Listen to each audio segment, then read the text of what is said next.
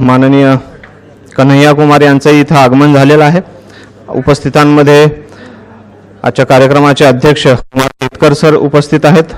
प्रमुख वक्ते अतिथी जयदेव डोळे सर हे इथं उपस्थित आहेत। महाराष्ट्र गांधी स्मारक निधी, महात्मा गांधी भवन औरंगाबाद आणि धम्मगंगा प्रकाशन औरंगाबाद यांच्या संयुक्त विद्यमान आयोजित ज्येष्ठ पत्रकार निरंजन टकले लिखित हू किल्ड जज लोया या पुस्तकाच्या प्रकाशन समारंभात मी आपल्या सर्वांचं मनपूर्वक स्वागत करतो। आपल्या सगळ्यांनाच माहिती आहे की आपल्या आसपास अशा असंख्य घटना प्रसंग घडत असतात ज्याबद्दल कित्येकदा आपल्याला बोलावंसं लिहावंसं वाटत असतं। इतरांपर्यंत अनेक माध्यमातून त्या गोष्टी पोहोचाव्याही वाटत असतात, मात्र काही स्थिती, काही परिस्थिती आणि आपल्या काही क्षमता त्यात आडव्या येतात आणि नेमक्या त्याच गोष्टी इतरांपर्यंत पोहोचण्यास आपण अपुरे पडू लागतो। पण काही लोक, काही व्यक्ती असे असतात जी या विपरीत परिस्थितीवर मात करून ती प्रसंग किंवा त्या घटना लोकांसमोर आणत असतात आणि अशाच त्या व्यक्तींपैकी एक म्हणजे शोधपत्रकार निरंजन टकले। त्यांच्यातली चिकित्सक वृत्ती, शोधवृत्ती आज आपल्याला या प्रकाशन रूपी सोहळ्याच्या निमित्तानं या कार्यक्रमाचं साक्षीदार बनवण्यासाठी इथं घेऊन आली आहे।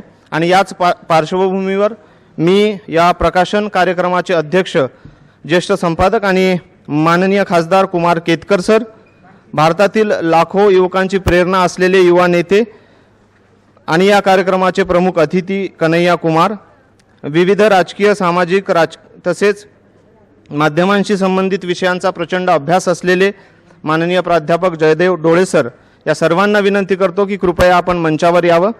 यासोबतच मी विनंती करतो या प्रकाशन सोहळ्याचे आयोजक आणि धम्मगंगा प्रकाशनचे संचालक कृष्णा साळवे सर, औरंगाबादच्या महात्मा गांधी भवनचे कार्याध्यक्ष डॉक्टर मच्छिंद्र गोरडे यांना की त्यांनी व्यासपीठावर यावं आणि सोबतच ज्यांच्यामुळे हा सोहळा इथं आयोजित करण्यात आलेला आहे ते या पुस्तकाचे लेखक निरंजन टकले सर यांनाही विनंती करतो की आपण कृपया मंचावर यावं। कार्यक्रमाचे अध्यक्ष माननीय कुमार केतकर सर, प्रमुख अतिथी कन्हैया कुमार, प्राध्यापक जयदेव डोळे सर, निरंजन टकले, मच्छिंद्र गोरडे सर,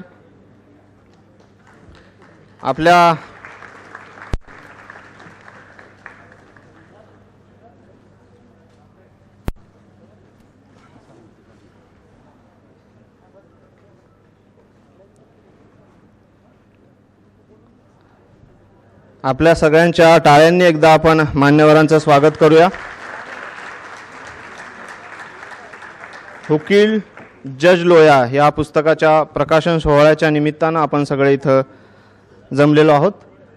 सुरुवातीला आपण वळूया सत्कार समारंभाकडे आणि मी माननीय निरंजन टकले सरांना विनंती करतो की आजच्या कार्यक्रमाचे अध्यक्ष माननीय खासदार कुमार केतकर सर यांचं आपण स्वागत करावं।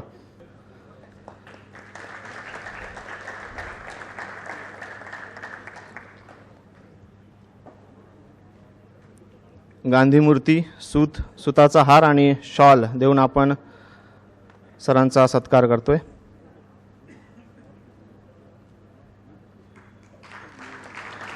त्यानंतर डॉक्टर मच्छिंद्र गोरडे यांना मी विनंती करतो की त्यांनी प्रमुख अतिथी माननीय कन्हैया कुमार यांचं स्वागत करावं।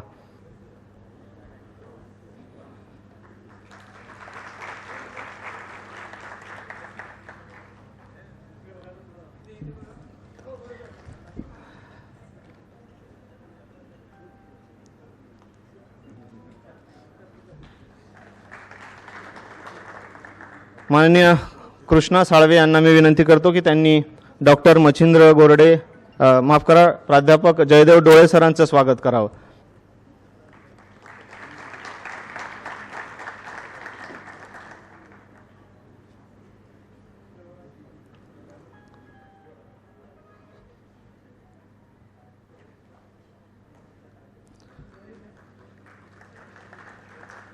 निरंजन टकले सरांना विनंती करतो की त्यांनी डॉक्टर मच्छिंद्र गोरडे सरांचं आणि माननीय कृष्णा साळवे सरांचं स्वागत करावं।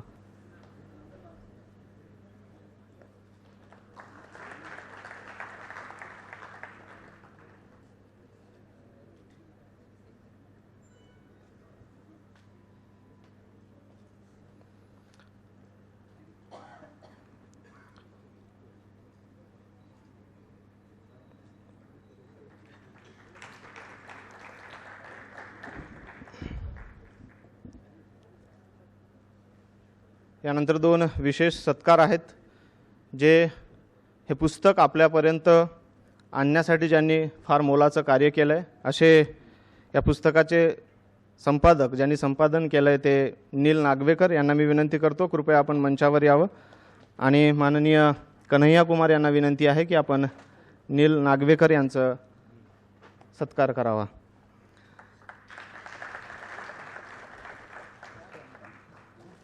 यानंतर मी मंचावर आमंत्रित करतो आपल्या सगळ्यांनाच जशी कल्पना आहे की माननीय निरंजन टकले हे एक शोध पत्रकार म्हणून प्रसिद्ध आहेत, परंतु या पुस्तकाच्या रूपानं ते पहिल्यांदा लेखक म्हणूनही आपल्यासमोर येत आहे।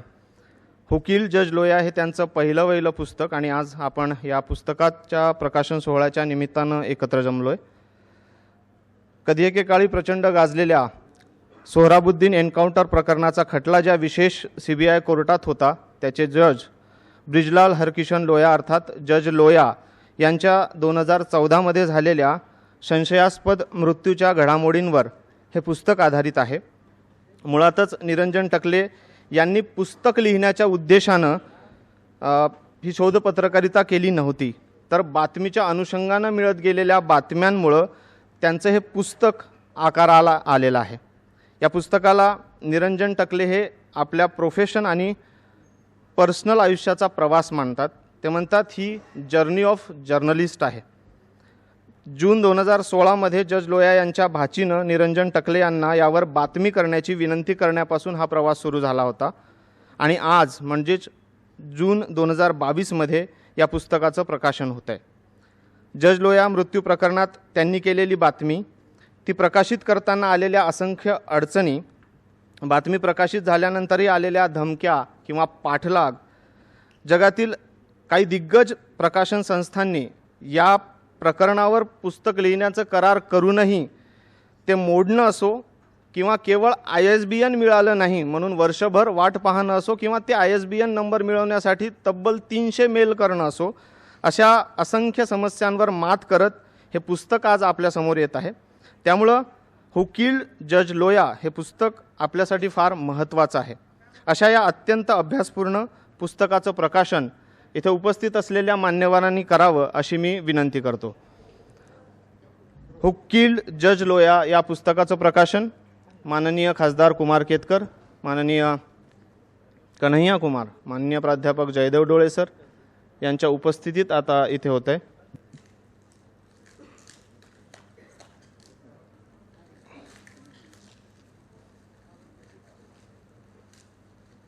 आपल्या सगळ्यांच्या टाळ्यांच्या गजरात या पुस्तकाचं आपण मान्यवरांच्या उपस्थितीत प्रकाशन करूया। हुकील जज लोया, निरंजन टकले लिखित हे पुस्तक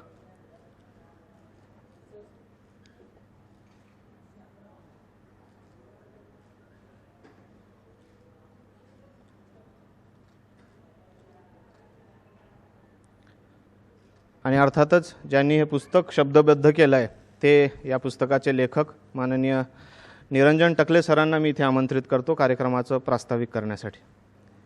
मंचावरती उपस्थित असलेले आणि ज्यांना कायम गुरु मानून मी शिकत आलो ते खासदार कुमार केतकर सर, आजच्या कार्यक्रमाचं प्रमुख पाहुणे डॉक्टर कन्हैया कुमार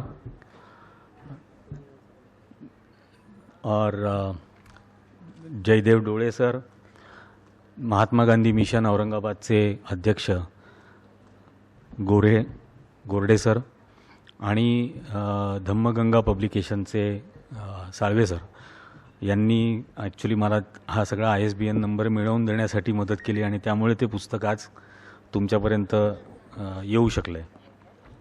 तर सर्वांचं आणि इथं उपस्थित असलेल्या तुम्हा सर्वांचं मी अगदी मनपूर्वक स्वागत करतो।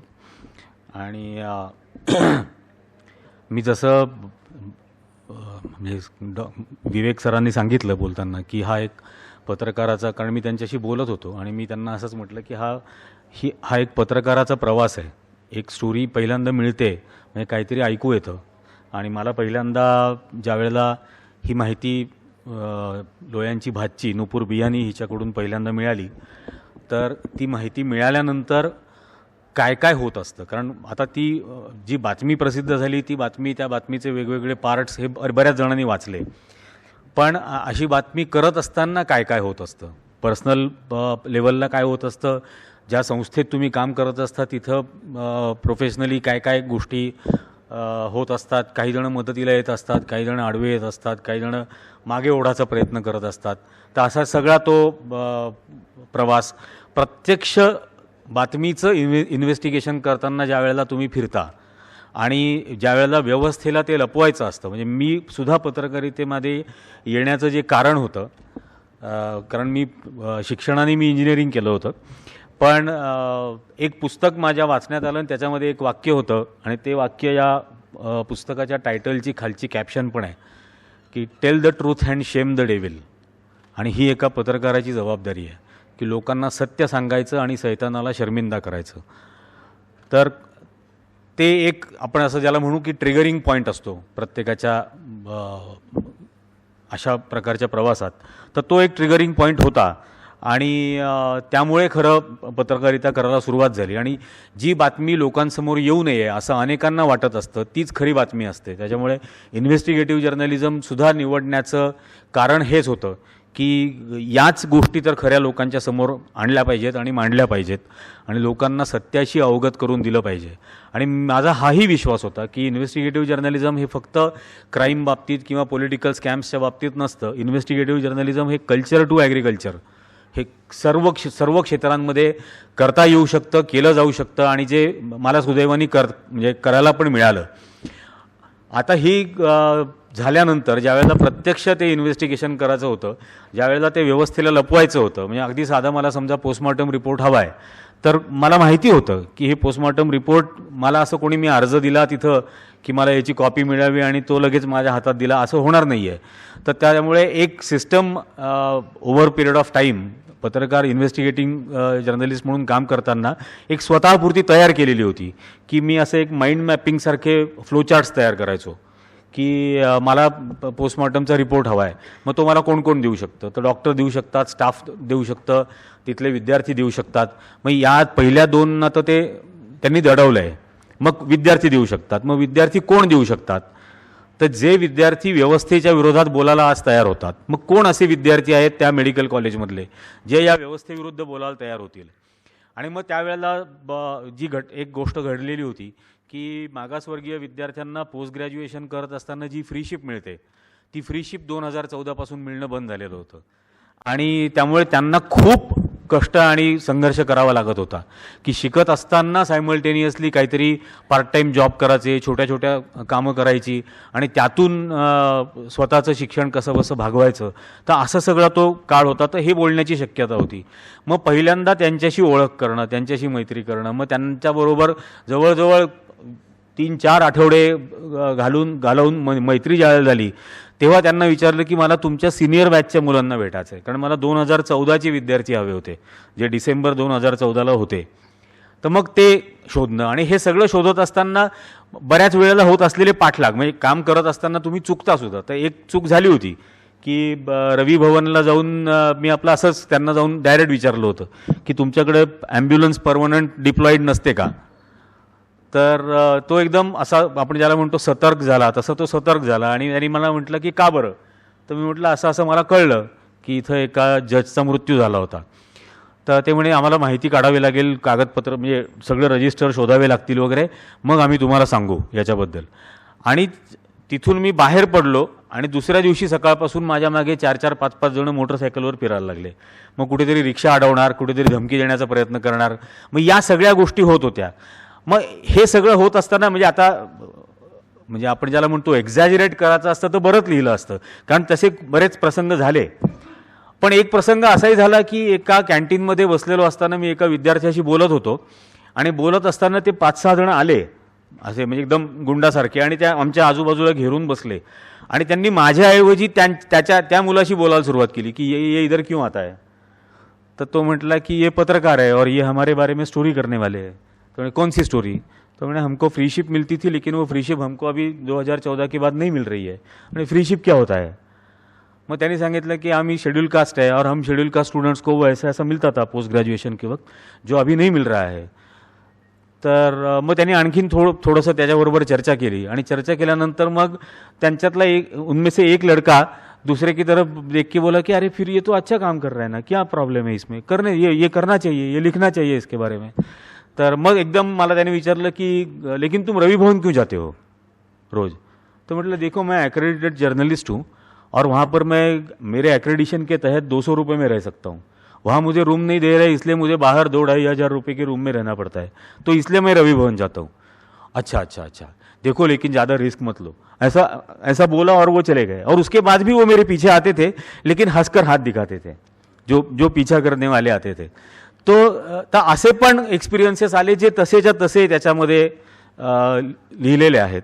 आणि या व्यतिरिक्त म्हणजे मी लोया साहेबांच्या वडिलांना पहिल्यांदा ज्या वेळेला गातेगावला भेटायला गेलो आणि डिमॉनिटायझेशन नुकतं आलं होतं आणि तर त्यांना भेटून ज्यावेळेला परत येत होतो त्यावेळेला लातूर ते उस्मानाबाद सोलापूर पुणे या 2 गाड्या नॉन स्टॉप पाठलाग करत होत्या, नॉन स्टॉप पूर्ण वेळ. आणि असा हॉकी स्टिक दाखवणार, रॉड दाखवणार वगैरे असले प्रकार ते त्यावेळेला करत होते. आणि मग तोही प्रसंग याच्यामध्ये आहे. पण अशा बऱ्याच गोष्टी घडत होत्या ते इन्व्हेस्टिगेट करत असताना. तर मला म्हणून हे असं वाटतं की ज्यांना पत्रकारिता करायची आहे आणि ज्यांना मिनिंगफुल इन्व्हेस्टिगेटिव्ह जर्नलिझम करायचं आहे, मिनिंगफुल जर्नलिझम करायचं आहे खऱ्या अर्थाने व्हॅल्यू बेस्ड, त्यांच्यासाठी सुद्धा याच्यातून खूप काही शिकण्यासारखं मिळेल की आपण कसं राहायचं. प्रेझेन्स ऑफ माइंड जो आपल्याला लागतो, सतत अपयशाची तयारी ठेवायला लागते की मी आज हे करायला जाणार आहे पण मला अपयश येणार आहे आणि मला जर अपयश आलं तर माझ्याकडे दुसरा प्लॅन बी काय आहे किंवा मला फसवलं जाणार आहे. तर त्याचीही मनापासून एक मनाची धारणा आणि तयारी ठेवायला लागते की असं होईल तर मग मी काय करेन. या सगळ्या गोष्टी आपण करत असतो. आणि जसं मी म्हटलं की तीन स्टूडेंट्स थे जिनकी वजह से मैं मानता हूँ कि ये स्टोरी मैं कर पाया था. एक तो था डेफिनेटली नुपुर बियानी जिसने मुझे ये सब बताए. 18-19 साल की लड़की रो कर मुझे बता रही थी कि इस तरह से मेरे मामा की मौत हुई. लेकिन मतलब इतना तो एक्सपीरियंस आ चुका था कि ये मैं समझ सकता था कि वाकई वो चाहती है कि इस बात को लोगों तक पहुंचाया जाए. तो और इनोसेंट भी बहुत थी. मैंने उसको पूछा कि आपको डर नहीं लगता है, आप ये सब मुझे बता रही हो. तो उसने मुझे बोला नहीं, मुझे कराटे आता है. तो ये एक इनोसेंस भी था. उसको पता ही नहीं था कि कौन सी व्यवस्था के खिलाफ ये बात होने जा रही है. और उसको जो कुछ भी कराटे का नॉलेज है या एक्सपीरियंस है या जो कुछ सीखा है वो कुछ काम नहीं आने वाला. लेकिन वो उसका एक इनोसेंस था. दूसरा, मैं जब अनुज को मिलने गया था, जज लोया के बेटे को, और अपने ग्रैंडफादर के साथ वो बैठा हुआ था पूना के उनके घर में, और मैं उससे बात करने की कोशिश कर रहा था. हर बार कुछ सवाल पूछा तो उसके दादाजी जवाब देते थे. तो तीसरी चौथी बार मैंने उनको पूछा कि मैं अनुज से बात करना चाहता हूँ, वो क्यों नहीं मुझसे बात कर रहा है. तो उन्होंने कहा नहीं, Anuj does not trust a single individual in the world and we don't have faith in any system. वो दिन भर अपने आप को एक कमरे में बंद करके रखता है, बहुत ही ज़रूरत होगी तो बाहर आता है और बात करता है, वरना वो किसी से बात नहीं करता. आप उम्मीद ही मत रखो कि वो आपसे बात करेगा, तो आप निकलो. तो मैं वहाँ से निकला, लेकिन मैं ये समझ नहीं पा रहा था कि ये कैसे, और ये डाइजेस्ट ही नहीं हो रहा था कि एक 19 साल का लड़का इतना मायूस है ज़िंदगी से. तो मैंने अपनी बेटी को फ़ोन किया था और मैंने उसको पूछा था कि ये लड़का ज़िंदा कैसे रहेगा. तो उसने मुझे थोड़ा सा कॉन्टेक्स्ट पूछा और पूछने के बाद उसने मुझे बोला कि बाबा, आप तो पॉलिटिकल सिस्टम के बारे में भरोसा नहीं पैदा कर सकते, आप जुडिशियल सिस्टम के बारे में भरोसा नहीं पैदा कर सकते, आप ज़्यादा से ज़्यादा आपके प्रोफेशन के बारे में भरोसा पैदा कर सकते हो, तो हो सके तो वो करो. और वो मेरे लिए ट्रिगरिंग पॉइंट बना. मैं उस वक्त मैं ऑटो रिक्शा में, मेरा फोटोग्राफर साथ में था, मैं उसको तुरंत वहीं बोला कि हमें वॉट एवर इट टेक्स, अब ये स्टोरी करनी है. मैं जिस प्रोफेशन की कमाई से अपनी बेटी का पेट भरता हूँ या उसको सिखा रहा हूँ, उस प्रोफेशन पर उसकी जनरेशन का भरोसा ही नहीं रहेगा, तो मैं किस मुंह से उम्मीद रखूँ कि अनुज लोया जिसने अपने पिता खोए हैं वो मुझसे बात करेगा. तो मुझे टू अर्न दैट ट्रस्ट. और ये एक ट्रिगरिंग पॉइंट बन गया, जिसके बाद वो पूरा 1.25 साल 1.5 साल तक वो पूरा इन्वेस्टिगेशन चला। और फिर जाकर एक्चुअली फरवरी 2017 में मैंने ये स्टोरी द वीक मैगजीन के लिए काम करता था, तो वहाँ सबमिट की थी 27 फरवरी 2017।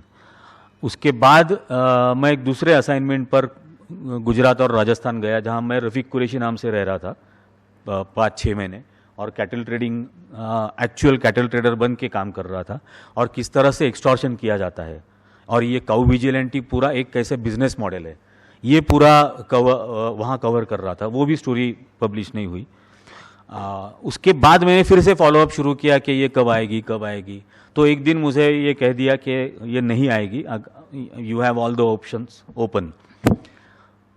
और लिटरली वो आया मेल, और उसको मैंने 5 या 6 सेकंड में रिप्लाई किया, आई एम रिजाइनिंग।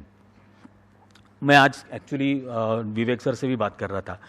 होता यह है कि ऐसी स्टोरीज करते वक्त मैं एज ए जर्नलिस्ट मैं 100 लोगों को मिलता हूँ, 100 लोगों से बात करता हूँ। जब मैं उनसे बात करता हूँ तो मैं उनकी एक्सपेक्टेशन क्रिएट करता हूँ, और उनकी एक्सपेक्टेशंस क्रिएट करने के बाद जब वो मुझसे फॉलो अप करने लगते हैं कि ये स्टोरी कब आएगी, और जब वो नहीं आती है तो कुछ दिन तो पूछते हैं कि ये स्टोरी कब आएगी।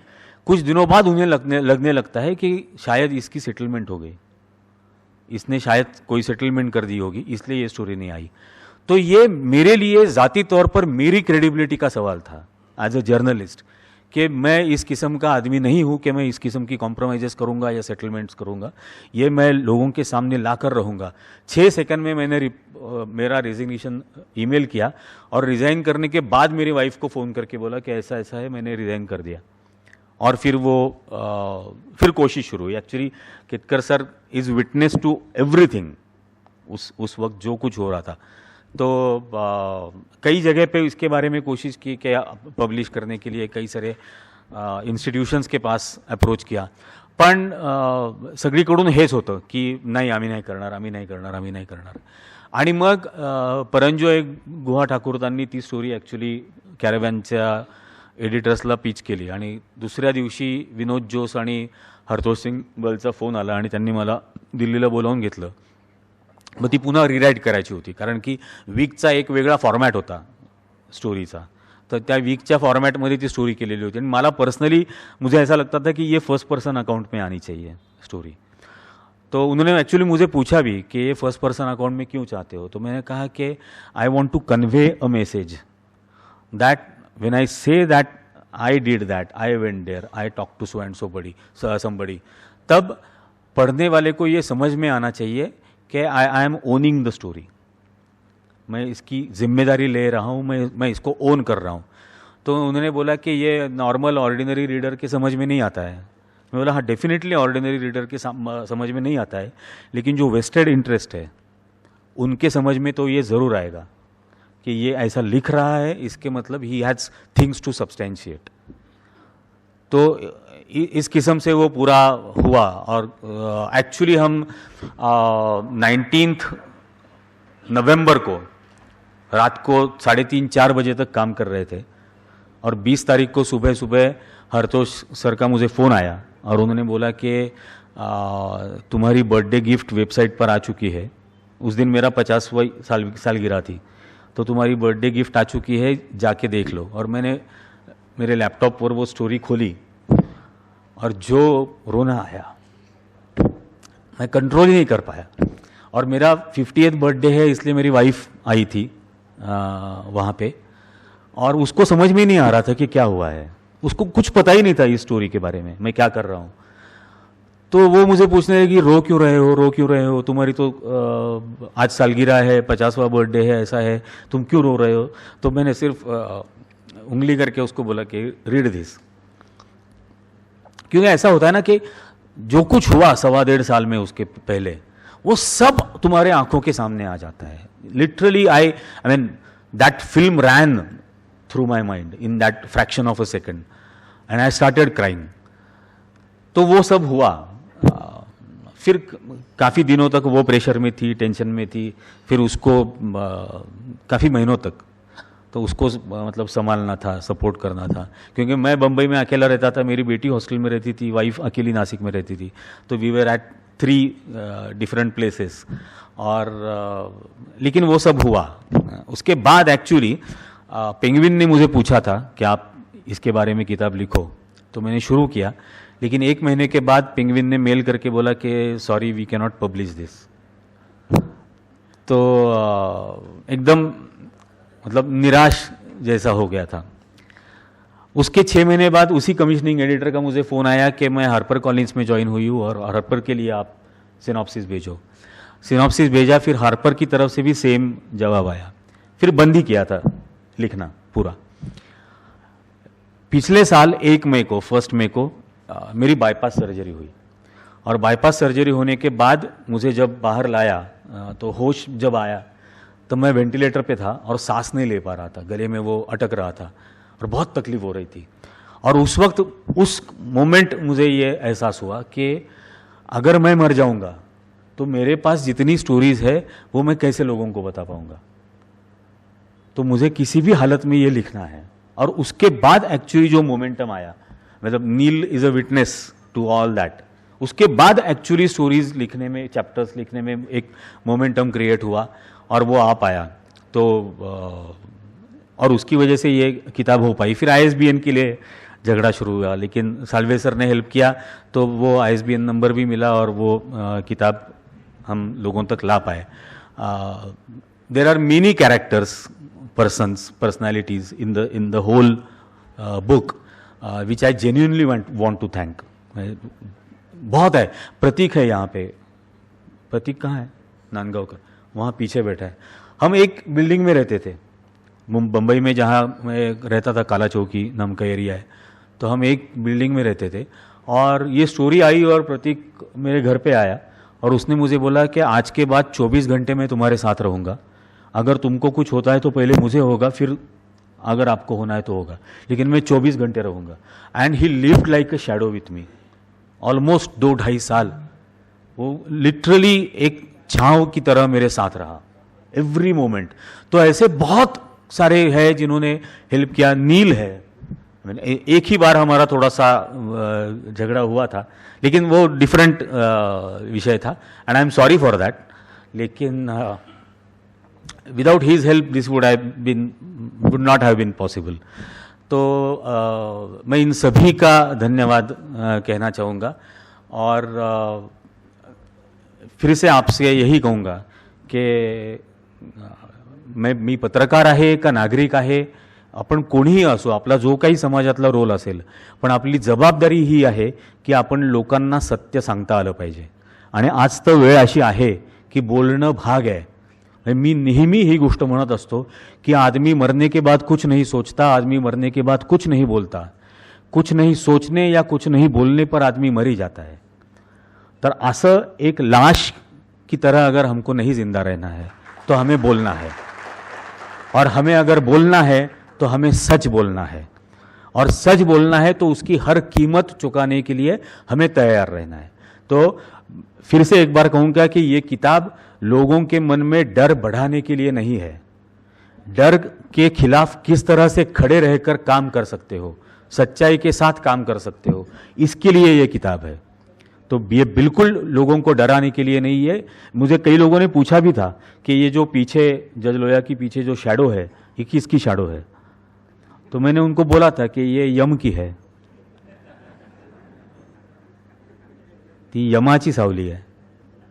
आणि या अशा प्रकारच्या यमाच्या सावल्या दूर करणं ही शेवटी आपली जबाबदारी आहे। आणि तो सत्याचा लखलखीत प्रकाश जर आपण टाकू शकलो तरच असे यम दूर होऊ शकतील। आणि आपण आजच्या निमित्ताने मी एवढंच म्हणेन की एवढं स्वतःशी आपण निर्धार करू की निदान आपापल्या परिघांमध्ये तरी आपण सत्य सांगत राहू लोकांना सतत। पुन्हा एकदा आपण सर्वजण इथं आलात आणि या पुस्तकाचं अनावरण केलं, याच्याबद्दल मी अगदी मनपूर्वक आभारी आहे। आपल्याही सर्वांचा मनपूर्वक आभारी आहे। धन्यवाद। धन्यवाद सर। आणि आपल्या टाळ्यांच्या गजरात आपण सरांच्या या संघर्षाचं अभिनंदन करूया की त्यांनी पुस्तकाच्या रूपात तो संघर्ष आपल्या समोर मांडलेला आहे। पत्रकारितेमध्ये 2 विपरीत व्याख्या आहेत बातम्यांच्या। एक ती माहिती जी सगळ्यांना जाणून घ्यावीशी वाटते, आणि दुसरी व्याख्या ती माहिती जी कुणाला तरी लपवावीशी वाटते, या व्याख्येमधला हा मतितार्थ आहे मला वाटतं हा पुस्तक, जे आज निरंजन टकले सरांच्या लेखणीतून शब्दबद्ध झालं. यानंतर याच पुस्तकावर भाष्य करण्यासाठी मी इथे आमंत्रित करतो माननीय प्राध्यापक जयदेव डोळे सरांना. निरंजननं आजपासून एक नवा शब्द भारतीय पत्रकारितेला दिला आहे. तिकडे असतो तो गोदी मीडिया, निरंजननी जो दिला आहे तो खोदी मीडिया. कारण आजकालची वर्तमानपत्र वाचताना काही खोदकाम झालं आहे असं वाटतच नाही. औरंगाबादची अडचण अशी आहे की औरंगाबाद ही हॅपनिंग सिटी नाही आहे. त्यामुळे इथे प्रत्येक बातमीदाराला कुदळ फावडं घेऊनच जावं लागतं. ती सुद्धा सरकारी कार्यालयच असतात. फार तर आमचं एक सॉफ्ट टार्गेट आहे विद्यापीठ नावाचं, तिथे जाऊन प्राध्यापकांमधली भांडणं बाकीचे वगैरे सगळं करत असतात. पण हे पुस्तक औरंगाबादेत प्रकाशित झालं आहे. ते शेवटी बसलेत ते औरंगाबादेतले प्रकाशक आहेत आणि ही एका महिन्यात संपलेली दुसरी आवृत्ती आहे.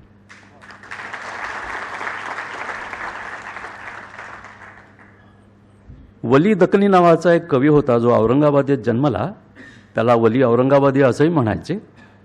पण तो इथे फार दिवस राहिला नाही. तो अहमदाबादला जाऊन स्थायिक झाला 300 वर्षांपूर्वी. तो दखनी भाषेमध्ये कविता लिहायचा. म्हणजे आपण औरंगाबादेत जे बोलतो मेरकू तेरकू वैसाच तैसाच होय नाही, त्या भाषेत तो गुजरातमध्ये जाऊन कविता लिहायला लागला. गुजरातमध्ये अहमदाबादेतच तिथल्या मुख्य पोलीस ठाण्याच्या समोर त्याची मजार होती आणि वली औरंगाबादीची मजार बघायला जगातले असंख्य लोक जायचे, कारण तो फार उत्तम शायर होता. पण 20 वर्षांपूर्वी जी दंगल झाली त्या दंगलीत ती मजार नष्ट केली गेली, तिथे रस्ता केला गेला आणि आता ती मजार तिथे नाही आहे. औरंगाबादेतून प्रकाशित करून कदाचित निरंजननं एक कबर खोलून ठेवलेली आहे. आता इथे कोणाची मजार निर्माण होईल ते भविष्यकाळ सांगेल. कारण जो काही इतिहास घडला तो इतिहास निरंजननी या पद्धतीनं मांडला आहे, जो आजवर कुठल्या इंग्रजी अथवा भारतीय पत्रकारानं मांडलेला नव्हता.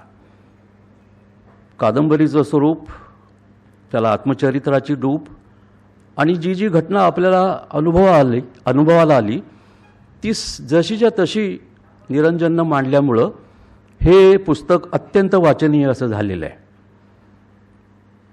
आता शीर्षकातच त्यांना निर्णय देऊन टाकलेला आहे. आता गंमत अशी की न्यायसंस्था पत्रकारांना न्याय देते असं म्हणतात. इथे पत्रकार एका न्यायाधीशाला न्याय द्यायला निघालेला आहे.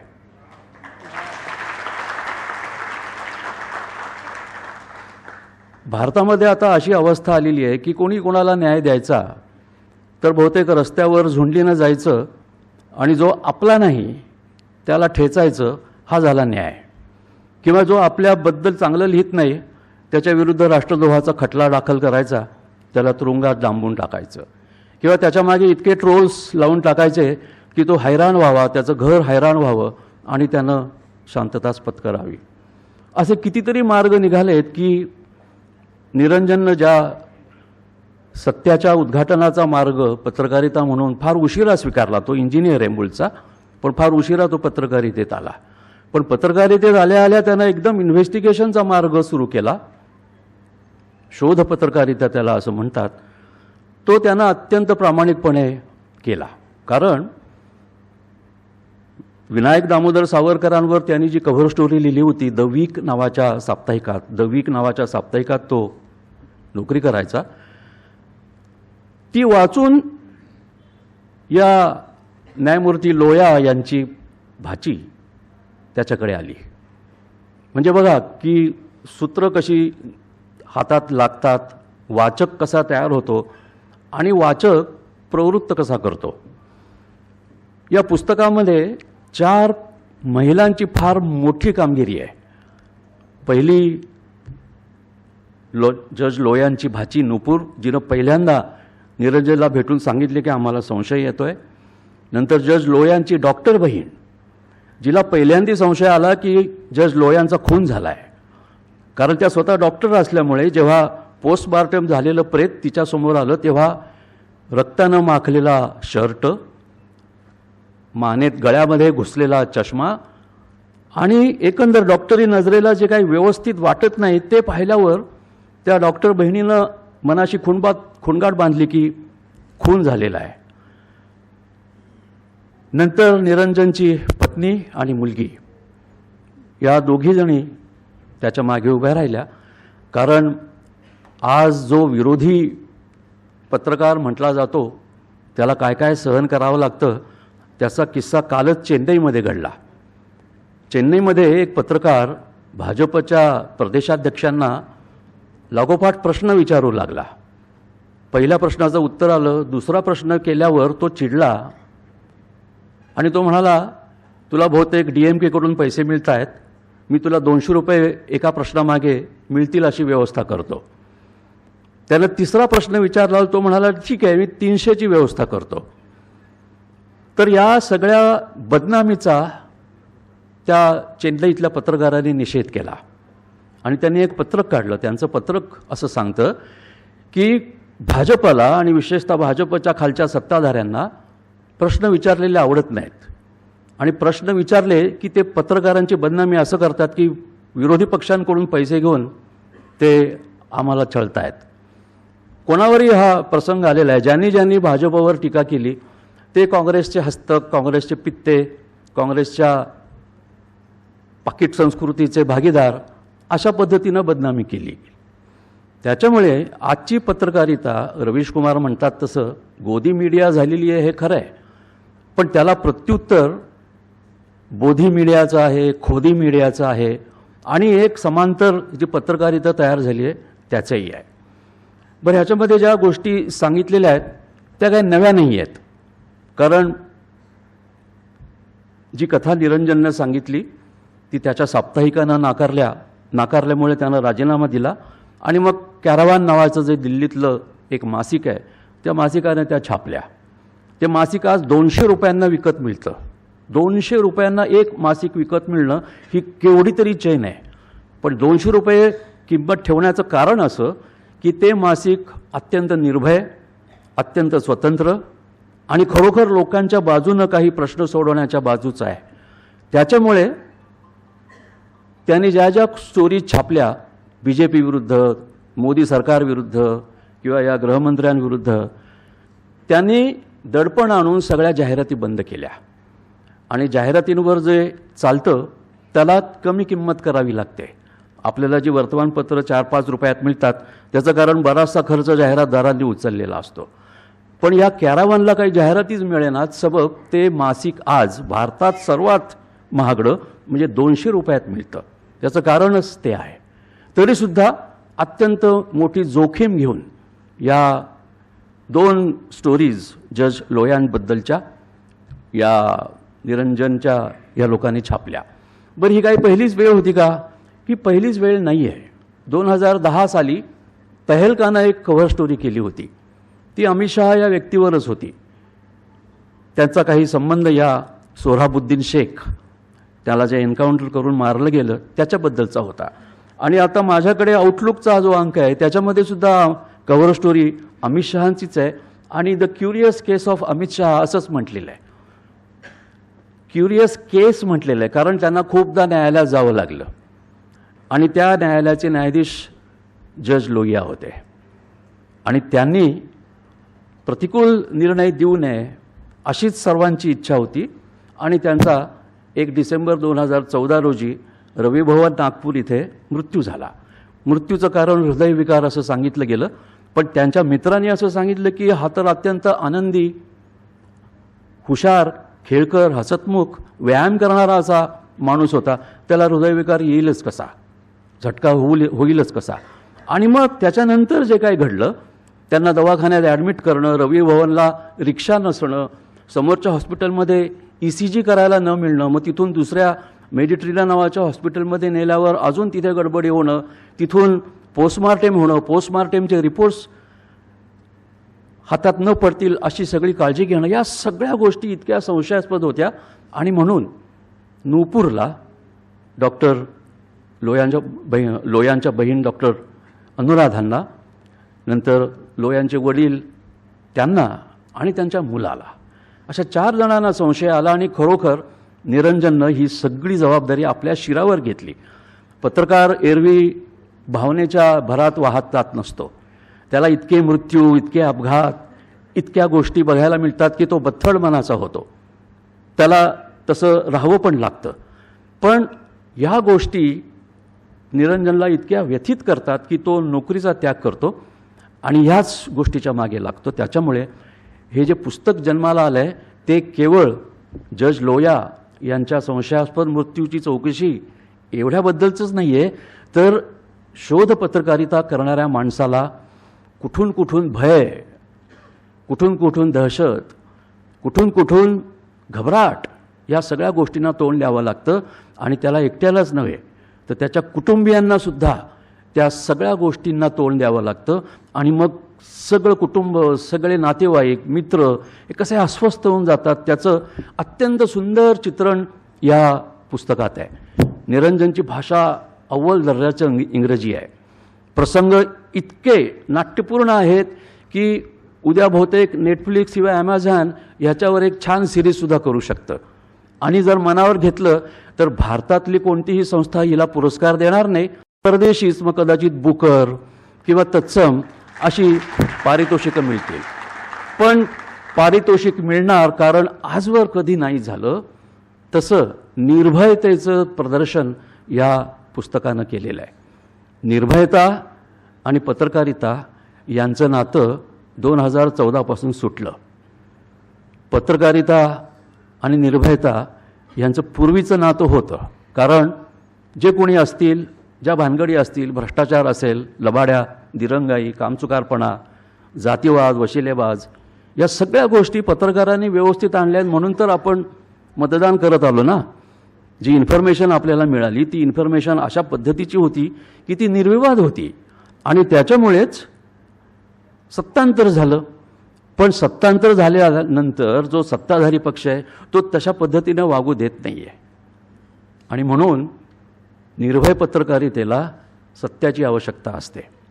निरंजननं सांगितलं की मी सत्य उलगडण्याचा प्रयत्न करतो आहे. जर्नलिझममधला जो इझम आहे तो कॅपिटलिझम, मार्क्सिझम, गांधीझम किंवा सोशलिझममधला इझम नाही आहे. ते इझम ठराविक, साचेबंद, ठोकळेबाज असतात. हा इझम सत्याकडे जाण्याची वाट दाखवणारा आहे. आणि म्हणून जर्नलिझम हा सत्य सांगणारा एक मार्ग आहे. हे पुस्तक म्हणजे सत्य आहे का? नसेलही कदाचित, त्याला दुसरी बाजू असेल. कारण न्यायसंस्थेने सांगितले की यांचा मृत्यू अनैसर्गिक झालेला नाही आहे, तो नैसर्गिक झालेला आहे. पण तरीसुद्धा त्या सत्याचा मागोवा घेत घेत निरंजननं हे पुस्तक तयार केलं. आणि म्हणून पत्रकारितेपुढचा जो आज निर्भयतेचा मुद्दा उत्पन्न झालेला आहे त्या निर्भयतेला निरंजननं पुन्हा एकदा छानपैकी रुजवलं आहे भारतीय पत्रकारितेच्या मातीत.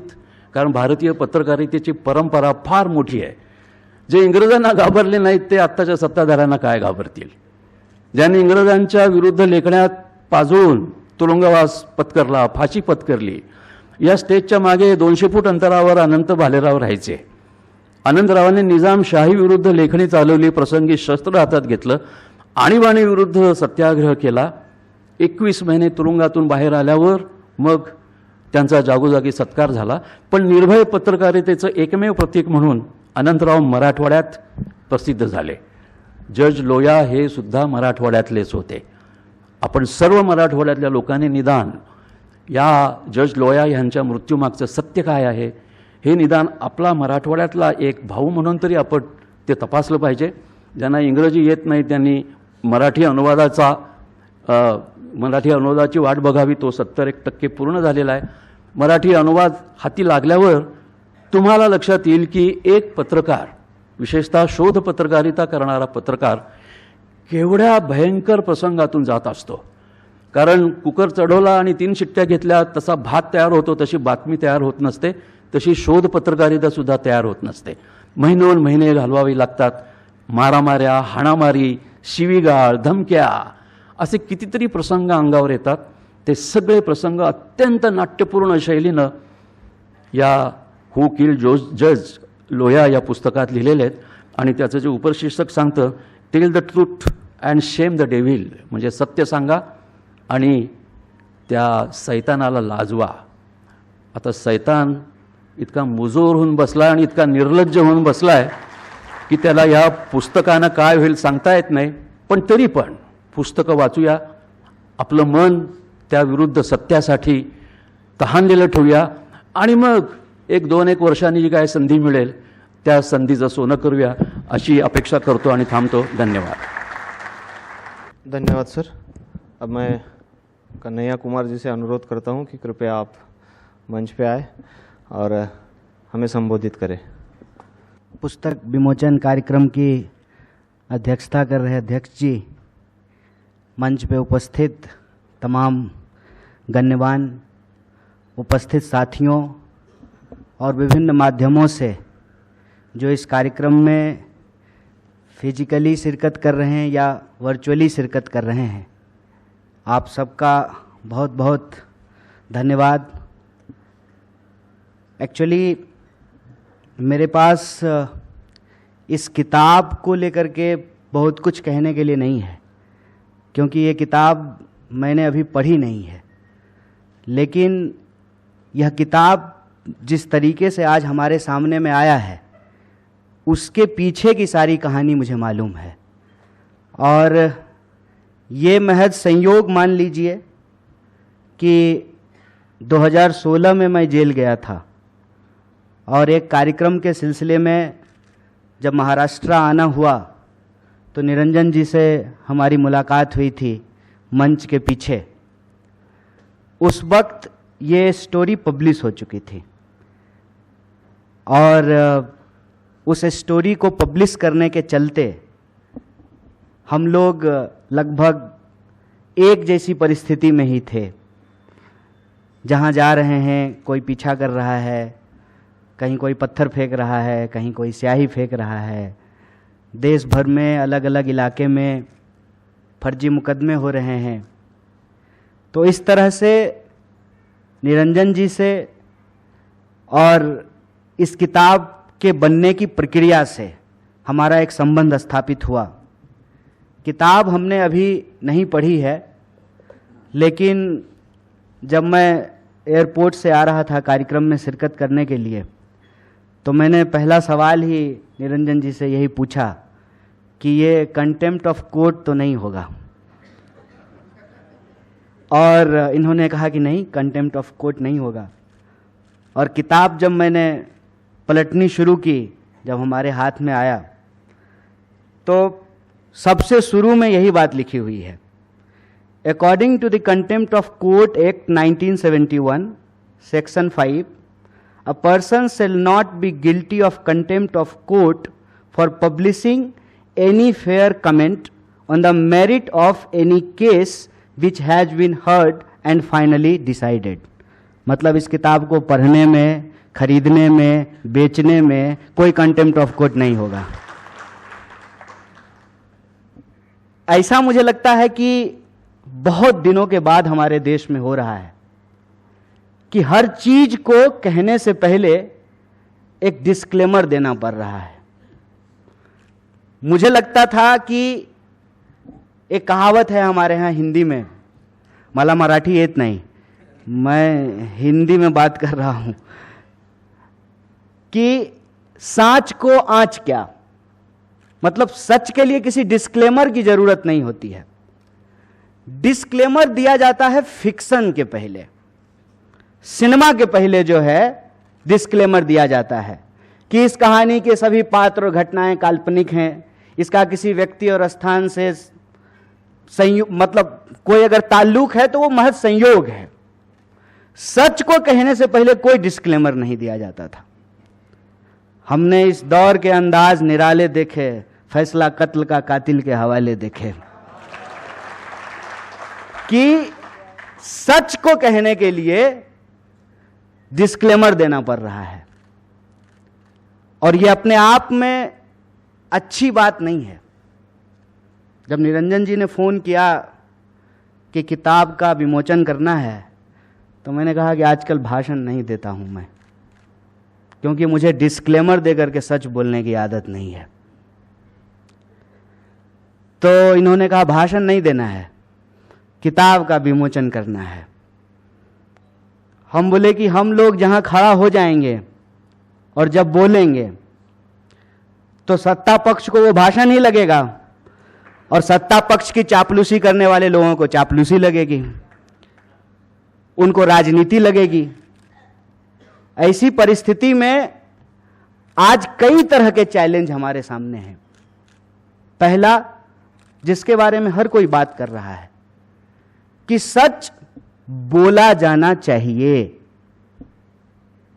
दूसरा, कि सच को कैसे बोला जाना चाहिए, यह भी एक बहुत बड़ा सवाल है। अब जैसे मेरे पिताजी आ रहे हों तो मैं तो ये नहीं कह सकता कि मेरे मां का पति आ रहा है। कहने का तरीका क्या हो सच का, क्योंकि आजकल किसी भी बात पे भावना भड़क जा रही है। भावना है कि रेत है, थोड़ी सी हवा चली नहीं कि भड़क गई, उड़ गई। तो सच कहने का तरीका क्या हो। और तीसरा, सच कहने वाले जो लोग हैं उनकी सुरक्षा कैसे हो। और मुझे यह चिंता अपने कई साथियों को लेकर के रहती है। आज जिस तरीके से वायलेंस को सेलिब्रेट किया जा रहा है सोसाइटी में, यह देश बुद्ध का है। मैं जब आज तैयार होकर के आ रहा था तो मेरे एक साथी ने मजाक में कहा, क्या जी भगवा पहन लिए हो, मेरे शर्ट को देख करके। मैंने कहा अव्वल तो ये भगवा नहीं है, और दूसरा भगवा तो हमारे तिरंगे झंडे में है। भगवा से थोड़ी दिक्कत है, भाजपा से दिक्कत है। दिक्कत कहां है कि एक चीज को दूसरे चीज का सिनोनिम बना दिया गया है। मतलब देशभक्त होने के लिए आपको भाजपा का सदस्य होना पड़ेगा, तो इसका सीधा सीधा राजनीतिक लाभ होता है। राजनीतिक लाभ कैसे होता है? पेट्रोल 150 रुपए लीटर हो जाए, क्या फर्क पड़ता है? हमारा इंटरेस्ट इस बात में है कि हम पता लगाना चाहते हैं कि ज्ञान वापी में मंदिर है कि नहीं है। और मैंने जितना धर्म पढ़ा है, मेरा नाम कन्हैया है। कोई आ करके हमसे जो है दार्शनिक बहस कर ले, मैं उससे बहस करने के लिए तैयार हूं। उसको जितना आडंबर करना है वो आडंबर कर ले। मैं एक आम भारतीय की तरह उससे आम सवाल पूछना चाहता हूं, और अपने नाम के अस्तित्व के साथ बताइए, अगर मैं हिंदू धर्म की फिलॉसफी को मानता हूं, अगर आप हिंदू धर्म की फिलॉसफी को समझते हैं, तो बताइए ब्रह्मांड का ऐसा वो कौन सा कण है जो ब्रह्म से नहीं बना हुआ है, जहां ईश्वर नहीं है? तो ज्ञान वापी क्या, हर जगह भगवान है। उस पेट्रोल पंप पर भी भगवान है जहां गरीब की आत्मा कलपती है 150 रुपए लीटर पेट्रोल खरीदने में। उस स्कूल में भी भगवान है जहां आप गरीब को घुसने नहीं देते हैं। उस होटल में भी भगवान है कि अगर आपके पास पैसा नहीं है तो आप खाना नहीं खा सकते हैं। देश में 47 करोड़ लोगों ने जॉब देखना बंद कर दिया कि जॉब तो मिलता नहीं है, उल्टे फ्रस्ट्रेशन होता है। उसके बाद कितना भी कपाल भाती कर लो, टेंशन का इलाज हो ही नहीं रहा है। घर आओ खाने के लिए तो पिताजी कहेंगे कि मुफ्त का रोटी तोड़ रहा है। गाढ़ी कमाई से 15 लाख रुपए में इसको इंजीनियर बनाए, इंजीनियर बन करके घर में बैठा हुआ है। अब इंजीनियर बनने के बाद भी नौकरी नहीं मिल रही है तो शादी नहीं हो रही है। हर साल 14 फरवरी को आई लव यू हो रहा है, मैरिज का डेट ही नहीं निकल रहा है। इस देश के नौजवानों के सामने बुनियादी समस्याएं कुछ और है, उसको उलझा किसी और चीज में दिया है। मैं तो सिंपल कहता हूं साहब, भगवान और भक्त के बीच में ना किसी की जरूरत नहीं होती है। अगर आपको किताब की जरूरत है और आप किताब लेना चाहते हैं तो सीधे दुकान जाइए और किताब लीजिए। बीच में दलाल के चक्कर में पड़िएगा तो नकली किताब बेच देगा। सिंपल सी बात है।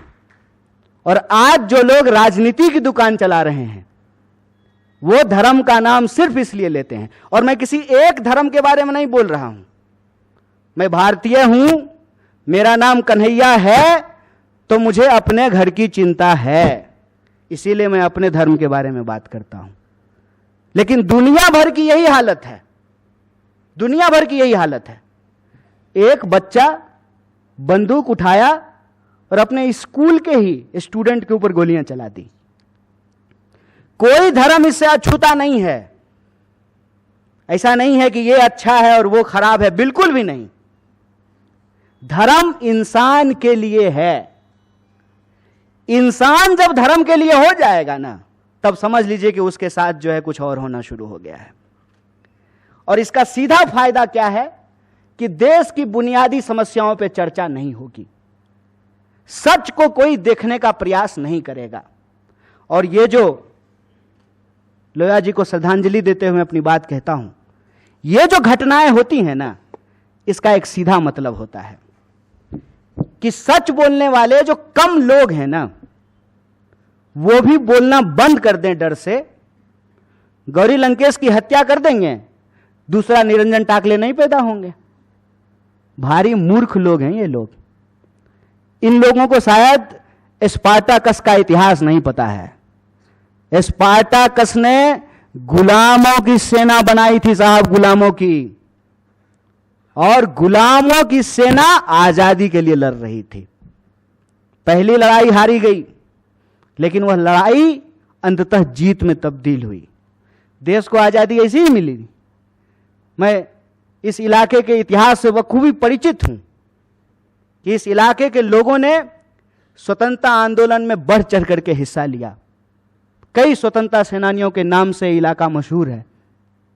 1857 में हम हारे, 1922 में सफलता नहीं मिली, सविनय अवज्ञा आंदोलन में सफलता नहीं मिली, 42 के भारत छोड़ो आंदोलन में सफलता नहीं मिली, 47 में देश आजाद हुआ कि नहीं हुआ? आजादी मिली ना। लड़ना छोड़ देते तब? आजादी को टेकन फॉर ग्रांटेड मत लीजिए।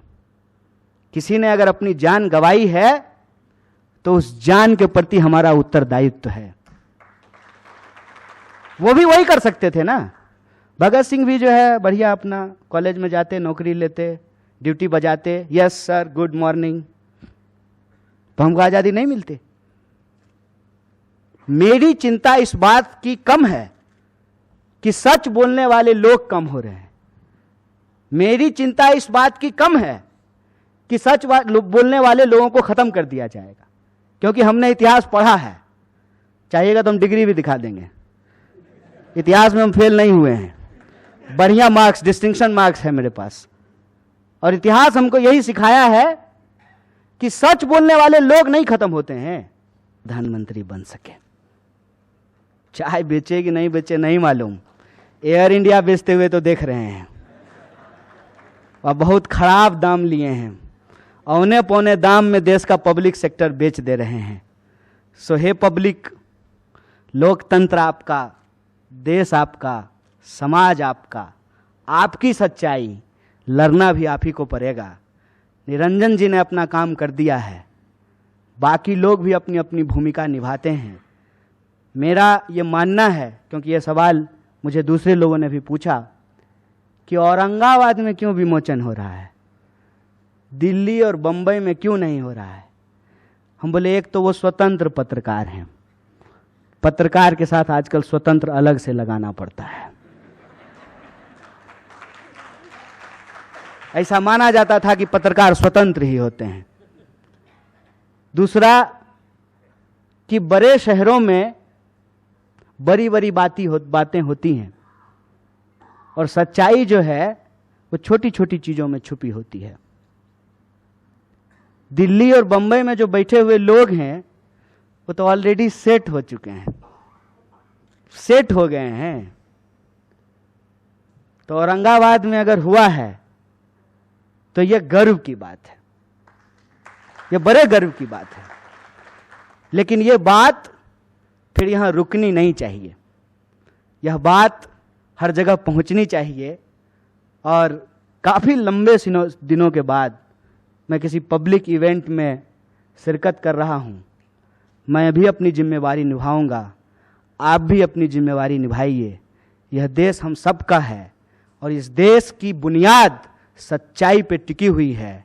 इस किताब की तरह ही हम सच को पाक रखेंगे, उसको सुरक्षित रखेंगे और सच्चाई की इस लड़ाई को किसी भी तरीके से झुकने नहीं देंगे। बहुत बहुत शुक्रिया। और निरंजन जी, आपके साहस को, आपके जज्बे को बहुत सलाम, आपको बहुत बधाई। धन्यवाद कन्हैयाजी। आता यानंतर मी इथे आमंत्रित करतो आजच्या कार्यक्रमाचे अध्यक्ष माननीय खासदार कुमार केतकर सरांना, त्यांनी आपले अध्यक्षीय विचार इथं मांडावेत। माझे मित्र आणि एक धडाडीचे शोधपत्रकार निरंजन टकले आणि ज्यांच्या भाषणानंतर मी परत अध्यक्षीय भाषण करावं अशी काहीही गरज नसतानासुद्धा तिथे अध्यक्ष लिहिले म्हणून मी इथे उभा आहे। नाहीतर जयदेव डोळेंनी प्रत्यक्ष पत्रकारितेतली स्थिती, सध्याचं वातावरण, सध्याचं राजकारण आणि कन्हैयाकुमारांनी तर त्याचं संपूर्ण तात्विक, आणि जर काही लोकांना तात्विक शब्द आवडत नसेल तर त्याचं आध्यात्मिक विवेचनसुद्धा केलेलं आहे। तर त्या विवेचनानंतर मी काही बोलावं असं जरी नसलं तरी निरंजन टकले हे कोणत्या परंपरेतले आहेत हे मला सांगण्याची आवश्यकता वाटते, आणि म्हणून ते वरवर विषयांतर वाटलं तरी विषयांतर नसेल। पुस्तकाबद्दल, लोया प्रकरणाबद्दल आत्ता ज्या चर्चेत आलं आहे, छापून आलेलं आहे, लोकांमध्ये चर्चा आहे, प्रत्यक्षात जरी वर्तमानपत्रांनी त्याची फारशी दखल घेतली नसली, कारण त्यांना सुशांत सिंगने आत्महत्या केली का तो मेला ह्याच्यात जास्त रस आहे। प्रत्यक्षात जज लोया कसे मेले ह्याच्याबद्दल कोणी, त्याच्यावर 3-3 महिने चर्चा झाली, पण ह्याच्याबद्दल 1 ताससुद्धा कोणत्याही टेलिव्हिजन चॅनलनी लोया संबंधामध्ये चर्चा केली नाही।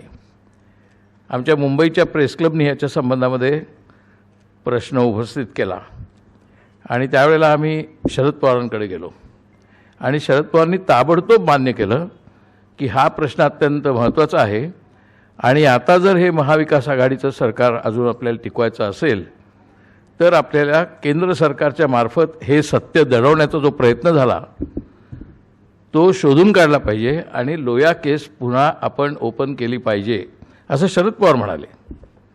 आम्ही ज्यावेळेला कमिटीतर्फे त्यांना भेटायला गेलो त्यावेळेला ते भेटायला जाण्याचं कारण मुळात निरंजन टकले हे एक होतं आणि दुसरं भीमा कोरेगावची केस होती।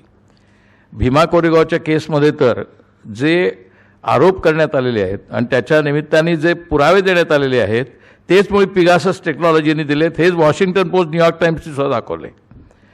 तरी पण स्टॅन स्वामीसारख्या 85 वर्षाच्या माणसाला साधा स्ट्रॉ मिळू शकला नाही, कारण त्यांना पाणी पिता येत नव्हतं वृद्धत्वामुळे आणि त्यांना असलेल्या पार्ट पॅरालिसिसमुळे त्यांना स्ट्रॉ पण दिला नाही ह्या सिस्टीमनी। अजून त्या केसमधले 14 जण अटकेत आहेत, त्यांच्याबद्दल पुरावे नाहीत, त्यांना पुरावे सादरच करत नाही आहेत कोर्टामध्ये। आपल्या देशामध्ये आत्ता साधारणपणे 30 लाख लोक असे कैदेत आहेत की ज्यांना मुळी सादरच केलं नाही कोर्टासमोर, पुरावा सोडा, त्यांना सादरच केलेलं नाही, पुरावा नसतानासुद्धा त्यांना अटकेत ठेवलेलं आहे 1 वर्ष नाही 20-20 वर्ष। त्यातली एक कथा तुम्हाला माहिती असेल, तुम्ही म्हणाले लोयाच्या संबंधात कशी महत्त्वाची, तर ती अशी महत्त्वाची आहे, एका बाईला अटक झाली खुनाच्या आरोपावरनं आणि ती बाई तुरुंगात होती। ती ज्या वेळेला तुरुंगात होती त्यावेळेला ती गर्भाशय होती आणि तिला तिकडे मूल झालं। ते मूल झाल्यानंतर अर्थातच घरातल्या कोणीतरी ते तिकडे घरी नेलं, पण बाई तुरुंगातच राहिली, आरोपपत्र नाही, पुरावा नाही। ते मूल जे आहे ते 20 वर्षाचं झालं तरी आई तुरुंगातच, त्या मुलाला काहीच माहीत नाही आई का तुरुंगात आहे। म्हणून त्या मुलांनी चौकशी सुरू केली, त्यावेळेला त्याला कळलं की असं असं काहीतरी घडलं होतं आणि असा खुनाचा आरोप आपल्या आईवरती होता। म्हणून तो वकिलांकडे फिरायला गेला की मला मदत करा, माझ्या आईला मला सोडवायचं आहे। बहुतेकशे वकील म्हणले नाही जमणार, नाही जमणार, कारण आता म्हणे आता खूप वर्ष झाली 20, आता कुठे आम्हाला तरी कुठचं जुनं काय काय काढणार आम्ही। बहुतेक वकिलांनी नकार दिला। शेवटी एक वकील म्हणला मी येतो, काही वकिलांनी पैसेही मागितले, पण सर्वसाधारणपणे आत्ता जे कन्हैया यांनी सांगितलं, आपण लोक ह्याच्याबद्दल जागरूक नाही, आपल्याला ती सत्याची जाण नाही, आपल्याला ती काळजी नाही की इतके लोक तुरुंगात आहेत पूर्णपणे बेकायदेशीरपणे राज्यघटना असतानासुद्धा.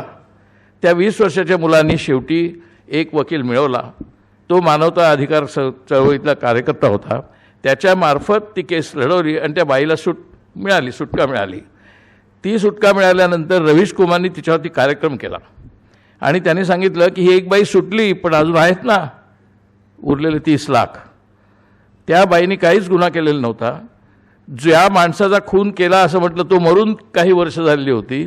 त्या मुलाला बिचारायला काही माहितीच नव्हतं की आपल्या आईला का पकडलं आहे, पण तिला सोडवण्यासाठी त्या जन्मलेल्या मुलाला त्यावेळेला 20 वर्ष थांबायला लागलं आणि तो मोठा झाल्यावर मग त्यांनी सुरू केलं आणि नंतर त्यांनी ठरवलं आपण आता वकील व्हायचं. ही अवस्था त्याच्या धैर्याची नाही आहे, ही आपल्या भेकडपणाची आहे, ही आपल्या नामर्दपणाची आहे, ही आपल्याला पूर्णपणे कसे आपण बेपर्वा आहोत आपल्या समाजाबद्दल हे दाखवणारी ही कथा आहे.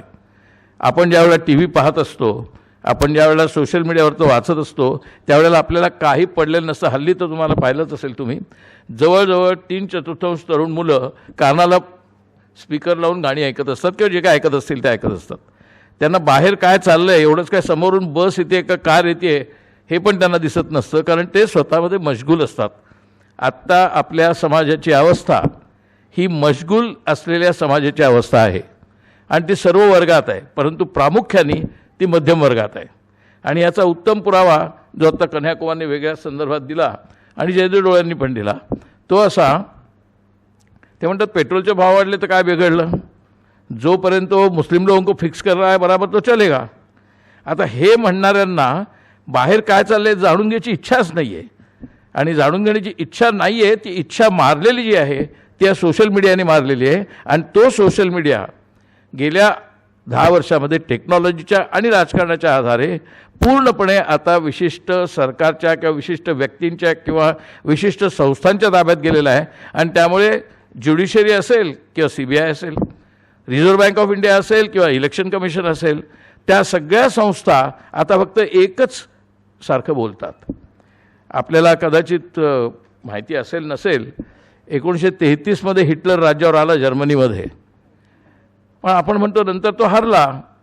पण 1933 ते 1945 त्या जर्मनीमध्ये 60 लाख ज्यू, जवळजवळ 8 लाख कम्युनिस्ट आणि जवळजवळ 5 लाख अपंग लोक आणि जिप्सी यांना पण ठार मारण्यात आलं. आपल्याला फक्त 60 लाख ज्यू मेल्याचं माहिती आहे. या सगळ्यांना ठार मारण्यात आलं. 60 लाख ज्यूंना कॉन्सन्ट्रेशन कॅम्पमध्ये मारण्यात आलं. कॉन्सन्ट्रेशन कॅम्प कसा असायचा, आपण इकडे औरंगाबादला आहोत, जालना पण नाही, औरंगाबाद आणि जालनाच्या मध्ये कॉन्सन्ट्रेशन कॅम्प असायचा. जसा म्युनिक आणि फ्रँकफर्टच्या मध्ये डकावला तो आहे, असं नाही म्हणजे आजूबाजूच्या लोकांना माहिती नव्हतं. त्यांच्यासमोर प्रश्न असा होता त्या तिथल्या तथाकथित संयोजकांवर कॉन्सन्ट्रेशन कॅम्पच्या, की माणसं एवढी मेल्यानंतर खूप बॉडीज तयार होतील आणि त्याच्यामुळे रोगराई पसरेल, तर आपल्याला कमीत कमी वेळात जास्तीत जास्त माणसं मारून लवकरात लवकर त्या सगळ्या बॉडीज डिस्पोज ऑफ कशा करायचे ह्याची टेक्नॉलॉजी शोधा. आपल्याला खोटं वाटेल, ह्याची खरोखरच त्यांनी टेक्नॉलॉजी शोधली. त्या माणसाचं नाव आहे HOESS हास. त्या माणसाने सांगितलं की नाही आता थोडा प्रश्न सुटलेला आहे, आता अशा प्रकारचा एक गॅस आम्ही शोधून काढलेला आहे, म्हणजे त्यांच्या सायंटिस्टांनी शोधून काढलेला आहे की ज्याच्यामुळे एका वेळेला त्या गॅस चेंबरमध्ये 1000 माणसं टाकली की ती 1000च्या 1000 3 मिनिटात मरतील. मग नुसती ती मरतील असं नाही, ती 1000 माणसं जाणार कशी, त्या 1000 माणसांना न्यायला ट्रक लागणार, त्या ट्रेन लागणार. ज्यांनी कोणी शिंडलर्स लिस्ट पाहिला असेल त्यांना कल्पना येईल कशा पद्धतीने त्यांना नेण्यात आलं. तिथे नुसतं नेण्यात नाही आलं, तिथे गेलेल्या जाणाऱ्या बायका ज्या होत्या त्यांचे केस पूर्ण कापून टाकण्यात आले. त्यातनं त्यांना गंगावनं करायची होती. ज्यांच्या दातांमध्ये सोन्याचे दात बसवलेले होते ते दात काढले का त्यांना ते सोनं हवं होतं. कोणतेच अंगावर काही नसताना त्यांना आत टाकलं, गॅस चेंबर सुरू केला, 1000 माणसं मेली. लगेच बॉडीज बाहेर ट्रकची लाईन असायची. तुम्ही जर पाहिलं असेल तर कुठेही कारखान्याच्या बाहेर किंवा वर्तमानपत्राच्या बाहेर ट्रक उभे असतात. आमच्या टाइम्स ऑफ इंडियाच्या बाहेर, कांदिवलीच्या प्रेसच्या बाहेर पहाटे सायंकाळी 3 पासून ट्रकच्या क्यू असतात, 200-200 ट्रक असतात आणि त्या प्रत्येक ट्रकवरती लिहिलेलं असतं हा ट्रक औरंगाबादला जाणार, हा साताराला जाणार, हा रत्नागिरीला जाणार, हा भोपाळला जाणार, काय जे असेल ते. आणि ते जे पेपर येतात त्याचे धार धार धार त्या संख्येप्रमाणे आत्ताच्या टेक्नॉलॉजीनी त्या ट्रकमध्ये जातात की लगेच तो ट्रक जातो. कारण वर्तमानपत्र लोकांच्या घरात 6च्या 6:30च्या 7च्या आत पोचायला पाहिजेत.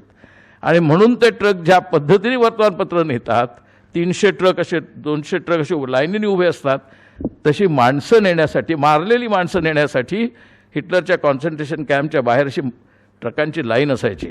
आणि तसे ते ट्रक न्यायचे. यातलं काही प्रमाणात दृश्य त्या शिंडलर्स लिस्टमध्ये, इतरही जजमेंट ॲट न्यूरमबर्ग नावाच्या फिल्ममध्ये सुद्धा आहे. यातला मुद्दा काय आहे? मुद्दा त्याने माणसं कशी मारली हा नाही आहे. मुद्दा असा की 1933 साली हिटलर राज्यावर आला, 45 साली त्याला आत्महत्या करायला स्वतःच्या डोक्यात गोळी घालून. पण तोपर्यंत जर्मनीमध्ये असंख्य लेखक, निरंजन टकलेंसारखं धैर्य दाखवणारे आणि सत्य बोलणारे ठार मारून टाकले होते. त्यामुळे नंतर कोणी सत्य बोलायला उरलाच नव्हता.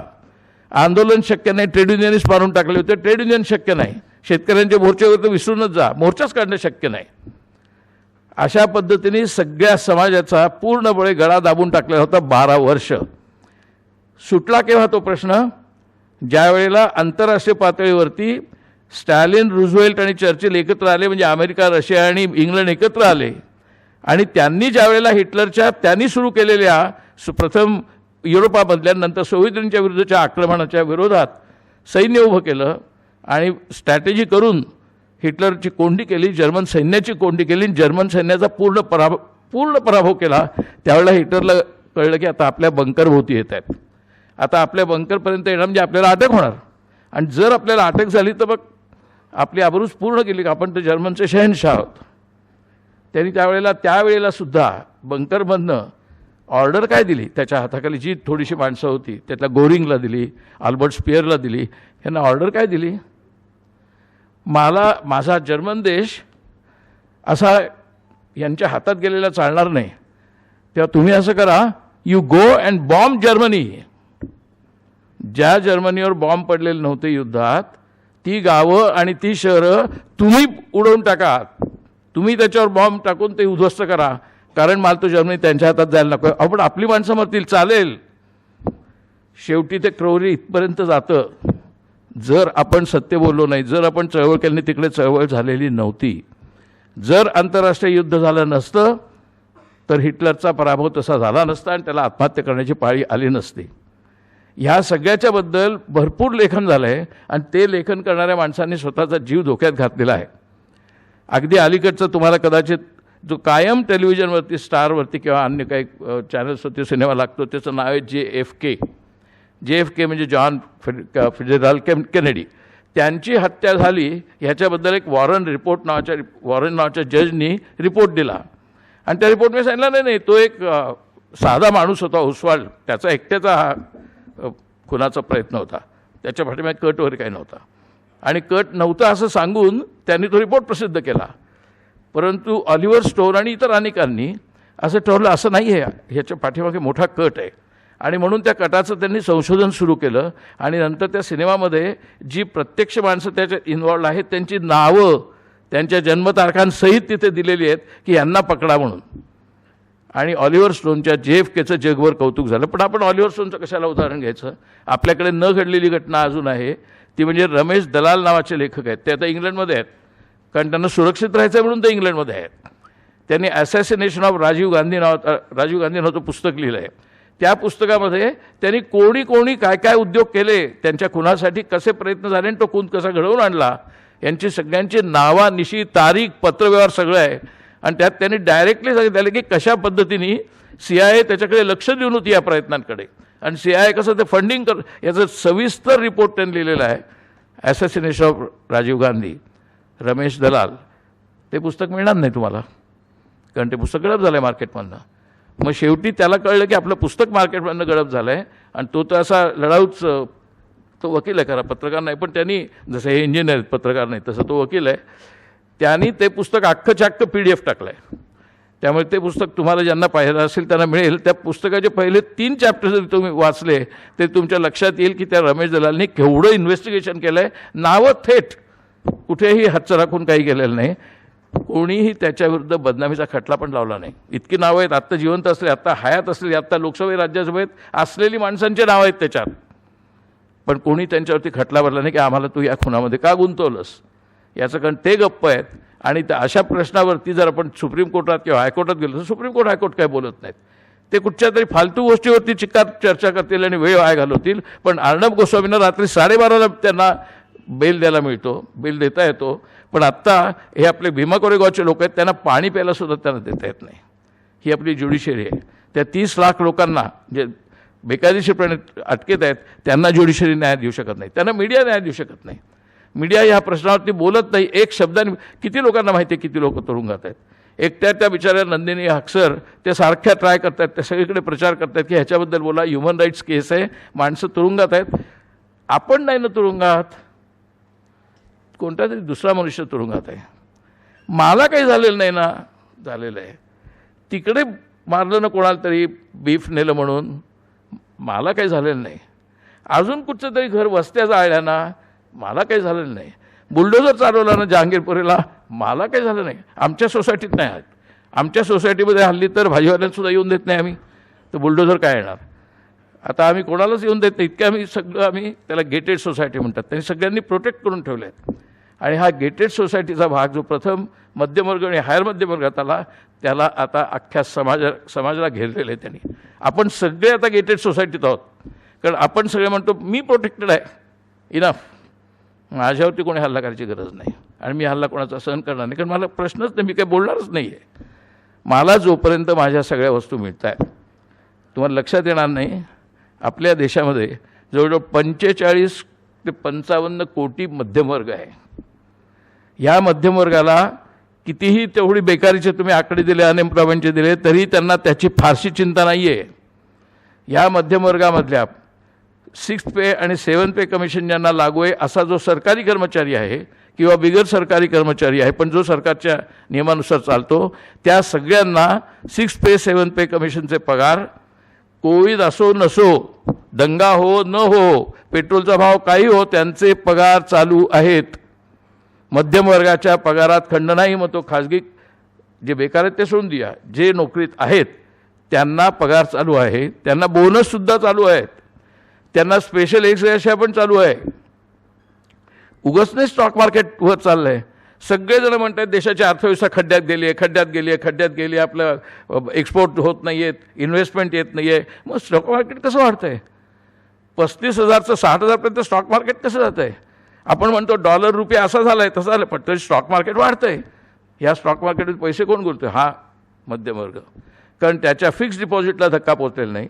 आता पोस्टल सेव्हिंग हल्ली कोणी करत नाही, म्युच्युअल फंडला धक्का पोचलेला नाही. जोपर्यंत त्याच्या म्युच्युअल फंडला धक्का पोचत नाही, कारण स्टॉक मार्केटवर आहे, त्याच्या म्युच्युअल फंडला धोकाच नाही, उलट वाढतच जाणार आहे. आणि डॉलर रुपीचं तर रेशिओ असं आहे, $1 जर 77 रुपये पडत असतील तर तिकडे राहणारा तथाकथित श्रेष्ठ भयंकर बुद्धिमान असा कर्तबगार आपला इंजिनियर हा, यांनी $100 पाठवले की त्याला ताबडतोब जवळजवळ 7,500 रुपये मिळतात इथे. म्हणजे भारतामध्ये जर रुपया डॉलर रिलेशनशिप अशी असेल तर ती फायद्याची आहे ह्या वर्गाच्या, देशाच्या नाही. ह्या देशातल्या मध्यम वर्गाला सर्व प्रकारचे फायदे आहेत. ते म्युच्युअल फंडात नाहीत आहेत, प्रॉव्हिडंट फंडात नाहीत आहेत, पेन्शन्स पण नाहीत आहेत. आता कित्येक घरं अशी आहेत की ज्यातल्या मुलांचे पगार 40,000 आहेत, पण आईवडिलांचं पेन्शन 80,000 आहे दोघांचं मिळून. म्हणजे पेन्शनर्सना असं प्रोटेक्शन आहे. आणि हा सगळा जो मध्यमवर्ग आहे 45 ते 55 कोटीचा, हा तयार कधी झाला? गेल्या 8 वर्षात मोदींच्या राज्यात तयार झाला. 6th पे कमिशन कधी आलं? 5th पे कमिशन कधी आलं? हे सिलिकॉन व्हॅलीमध्ये ना, अमेरिकेत तुमच्या काही लोक गेले असतील, अमेरिकेतल्या जवळजवळ प्रत्येक म्हणजे 99% म्हणेन मी, प्रत्येक माणूस हा हिंदुत्ववादी झालेला आहे. आणि तो नुसता हिंदुत्ववादी नाही, तो अयोध्येला देणगी देतो आणि म्हणतो काय नाही, त्या मुसलमानांना मारलंच पाहिजे. धर्मसंसदमध्ये जाहीर झालं हरिद्वारला मुसलमानांची कत्तल करा, त्याचं त्यांनी स्वागत केलं. तिथल्या अमेरिकेतल्या आपल्या NRIंनी, त्याला अनिवासी भारतीय म्हणून म्हणतात.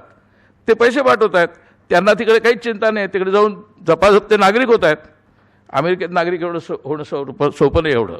अमेरिकेत जर नागरिक व्हायचं असेल तर तुम्हाला त्यांचं नागरिक होण्या अगोदर, ग्रीन कार्ड झाल्यानंतर तुम्हाला एक परीक्षा द्यायला लागते. तुम्हाला अमेरिकन राज्यघटना, अमेरिकन काय सगळं झेंडा त्यांचा कसा आला, इतिहास काय आला, याचे उत्तर द्यायला लागतात. ती नुसती देऊन चालत नाही. नंतर अमेरिकन निशाणासमोर झेंड्यासमोर उभं राहायचं आणि ह्या झेंड्यासाठी मी मरायला तयार आहे आणि कुठे युद्धात जायला तयार आहे अशी शपथ घ्यायची, मग तुम्हाला ते नागरिकत्व मिळतं. असं नागरिकत्व प्राप्त केलेले तिकडचे भारतीय हिंदू आज इथे हिंदुत्वाची कशी गुढी उभारली पाहिजे याची चर्चा करतायत आणि तिकडून पैसे येत आहेत. तुम्ही अंडरएस्टिमेट करू नका. मी ज्यावेळेला पहिल्यांदा अमेरिकेला गेलो त्यावेळेला अमेरिकेमध्ये भारतीयांची संख्या फक्त 5 लाख होती. आता ती 45 लाख आहे. आणि ती कधी झाली 45 lakh? After Rajiv Gandhi's introduction of computer revolution. Computer आल्यानंतर तिकडे ती मागणी वाढायला लागली. सिलिकॉन व्हॅली भरली. आपल्या मराठी लोकांना असा अभिमान वाटतो, भारतीय लोकांना अभिमान वाटतो, हिंदूंना अभिमान वाटतो की तिकडे सिलिकॉन व्हॅली एवढे भारतीय आहेत, या कंपनीचे भारतीय मालक आहेत, या कंपनीचे भारतीय चेअरमन आहेत, या नासामध्ये आहेत, सगळीकडे आहेत भारतीय. केवढे भारतीय ग्रेट आहेत. हे जे आपण म्हणतोय कुठून झाले? Computer revolution. कॉम्प्युटर ज्यावेळेस प्रत्यक्षात येणार होता त्यावेळेला कॉम्प्युटर बुवा म्हणून ते टिंगल केली आणि कॉम्प्युटर येऊ नये म्हणून लोकांनी आंदोलनं केली. आता तोच कॉम्प्युटर, मगाशी कन्हैयाने सांगितलं, तोच कॉम्प्युटर यांच्या मदतीला पैशाने आला आहे, डॉलरने आला आहे आणि आता ते अयोध्येच्या राम मंदिराला मदत करत आहेत. आता अशा पद्धतीने धर्म आणि विज्ञान त्यांनी एकत्र आणलेलं आहे. खूप मोठे मोठे ग्रंथ आहेत. कोणत्याही लायब्ररीत तुम्ही जा, धर्म आणि विज्ञान आंतरविरोध आहे काय? धर्माचे विज्ञान, विज्ञानाचा धर्म, इतकी पुस्तकं आहेत धर्म आणि विज्ञानाविषयी जगभर. What is the significance of faith in the age of science, अशी भरपूर पुस्तकं आहेत. मोदींना शहालाचं काही पडलेलं नाही आहे त्याचं. त्यांना माहिती आहे I can unite, I can integrate faith and science by imposing the frenzy of Hindutva on entire country. Through whom? Primarily through educated Indians, so-called educated Indians, degree holders, engineers, doctors, architects, accountants, consultants, हे आता प्रामुख्याने surgeons, हे आता प्रामुख्याने मोदी सपोर्टला आहेत, प्रामुख्याने Hindutva supporters आहेत. प्रत्यक्ष त्यांच्या जीवनात हिंदुत्वाचं काही नाही आहे. तुम्ही पेपरात बातमी असली असेल, गेल्या 8 वर्षामध्ये 6 लाख भारतीयांनी पैसे देऊन अमेरिकेचं किंवा युरोपातल्या कुठच्या तरी देशाचं नागरिकत्व पत्करले. ते सोडून गेलेत. नुसते आपण नीरव मोदी आणि तो मल्ल्या यांची चर्चा करतो असे नाही. असे 6 लाख ते सगळे चोर नसतील. त्यांनी स्वतः कधीही भ्रष्टाचार केला नसेल, पण त्यांनी पैशाचा भ्रष्टाचार केलेला नाही, पण त्यांनी त्यांचा आत्माच विकून टाकलेला आहे. त्यामुळे आत्मा विकल्यानंतर पैशाचा भ्रष्टाचाराचा प्रश्नच येत नाही. आत्ता अशा देशात आपण राहतोय की जिथे आपण, म्हणजे तुम्ही आणि मी, आपण जे मध्यमवर्गात आहोत, आपल्याला प्रत्यक्षात कशाची ददात नाही आहे. आपल्याला घरामध्ये 2 वेळेला जेवण मिळणार आहे. बेकार मी असलो तरीही आमच्या घरात जर उकळत असेल तर वरती फॅन आहे, कॉट आहे, आणि कॉट नसेल तर आम्ही खाली झोपण्याची गादी आहे. आत्ता माझी उपासमार होणार नाही आहे. आणि व्हायचा प्रसंग आला समजा कोविडच्यामुळे, तर 35 किलो धान्य एका कुटुंबाला सरकार फ्री देणार आहे. आणि त्यांनी अभिमानाने काय सांगितलं की देशातल्या BPL, बिलो पॉवर्टी लाईनच्या 80 कोटी लोक, हे अभिमानाने सगळीकडे सांगतात, जगभर मोदी सांगतात की 80 कोटी लोकांना आम्ही दरमहा 35 किलो धान्य फ्री दिलं. कोणाला? तर BPL म्हणजे बिलो पॉवर्टी लाईन लोकांना. ह्यातलं दुसरं सत्य असं होतं की तुमच्या ह्या प्रगत देशामध्ये आणि तुमच्या ह्या तंत्रज्ञानाने विकसित देशामध्ये ज्या तंत्रज्ञानाने तिकडे मुलं पाठवली, तिथे 80 कोटी लोकांना अजून फुकट धान्य द्यायची परिस्थिती आहे. इतके 80 कोटी बेकार आणि गरीब आहेत आणि तुम्ही ती अभिमानाची गोष्ट सांगता की आम्ही त्यांना 35 किलो धान्य दरमहा देतोय. हे धान्य आलं कुठून? हे गेल्या 8 वर्षात आलं? गेल्या 70 वर्षात काही झालं नाही. मग धान्य कुठून आलं? हे धान्य गेले 70 वर्षामध्ये जी ॲग्रिकल्चरल प्रोग्रेस होत होती, जी ॲग्रिकल्चरल रिव्होल्युशन होत होती, ती सुद्धा बंद करण्याचा प्रयत्न त्यांनी केला. म्हणून कायदे ॲग्रिकल्चरचे आले. आता गंमत बघा त्या कायद्यांची. मी तिथे राज्यसभेत माझ्यासमोर तो कायदा आला. आम्हाला चर्चा करायला स्कोपच नव्हता, कारण त्यांनी कायदा आणला आणि लगेच पास करून टाकला. सर्वसाधारणपणे आम्हाला द्यायला पाहिजे बिल अगोदर वाचायला, 8 दिवस चर्चा करायला, ते काही झालं नाही. आलं बिल, पास झालं. काही लोकांनी निषेध केला, त्यांना सस्पेंड केलं. मग ते गांधींच्या पुतळ्यावर जाऊन उपोषण करत बसले. तुम्ही जा खड्ड्यात. त्याच्यानंतर ज्यावेळेला 1.5 लाख शेतकरी दिल्लीच्या बॉर्डरवरती पश्चिम उत्तर प्रदेश आणि मुख्यतः पंजाब हरियाणामधून आले, त्यावेळेला त्यांना आंदोलनाचं काय करता येईना, काहीच करता येईना, आंदोलन थांबवताही येईना. 700 लोक मेले त्या आंदोलनामध्ये.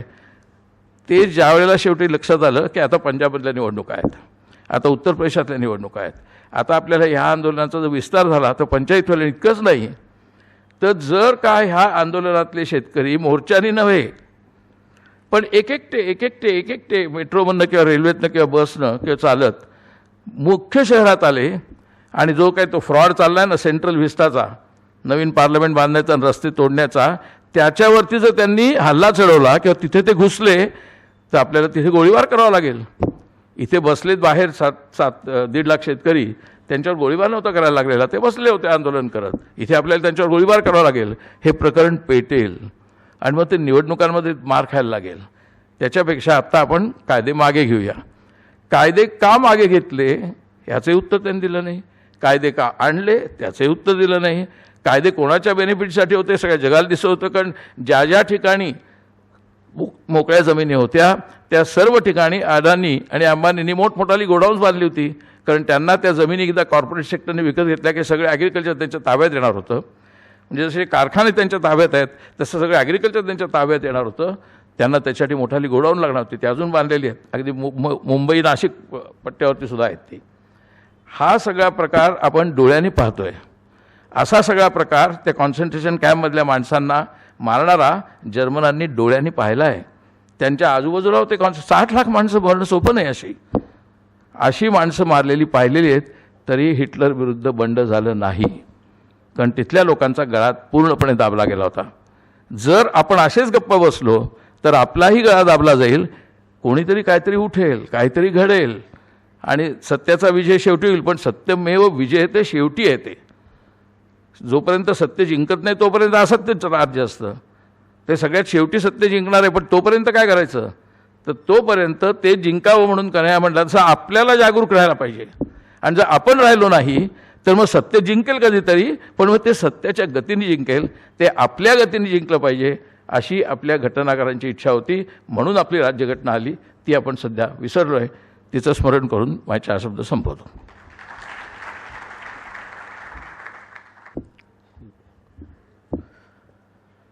महाराष्ट्र गांधी स्मारक निधी व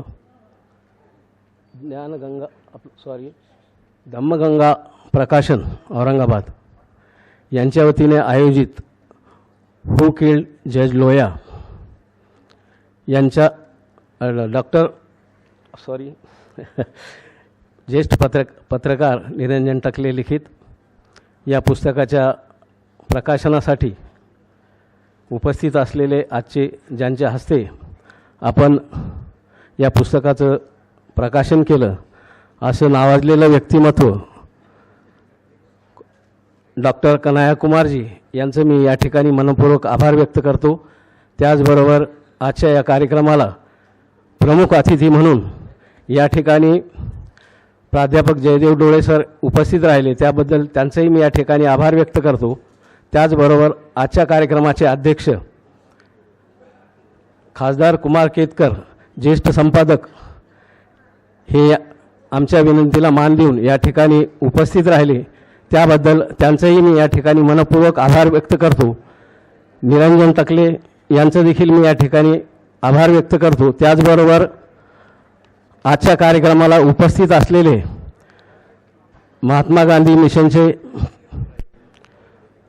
आदरणीय अंकुशरावजी कदम सर, त्याचबरोबर Sachin Kulkarni, advocate Paranjpe, advocate Abhay Taksal Bansod sir, Subhash Lomte sir, Dwarka भाऊ पाथरीकर, रंगनाथ नाना, त्र्यंबक भाऊ पाथरीकर, विजय भाऊ पाथरीकर, अनेक भाऊसाहेब राजळेजी, अनेक या ठिकाणी मान्यवर उपस्थित आहे. सगळ्यांचं नाव घेणं शक्य नाही, त्यामुळं आपण आमच्या विनंतीला मान देऊन इथे उपस्थित राहिलात त्याबद्दल मी आपला सर्वांचा आभार व्यक्त करतो. त्याचबरोबर या ठिकाणी उपस्थित असलेले विविध दैनिकांचे पत्रकार यांचंही मी या ठिकाणी मनपूर्वक आभार व्यक्त करतो. त्याचबरोबर क्रांतीचौक पोलीस स्टेशनचे दराडे साहेब, PI दराडे साहेब आणि त्यांचे सर्व सहकारी यांचंही मी या ठिकाणी मनपूर्वक आभार व्यक्त करतो. आमच्या विनंतीला मान देऊन आपण सर्व या ठिकाणी उपस्थित राहिलात त्याबद्दल आपलं देखील मनपूर्वक आभार व्यक्त करतो आणि अध्यक्षाच्या परवानगीने हा कार्यक्रम इथे संपला असं मी जाहीर करतो. धन्यवाद.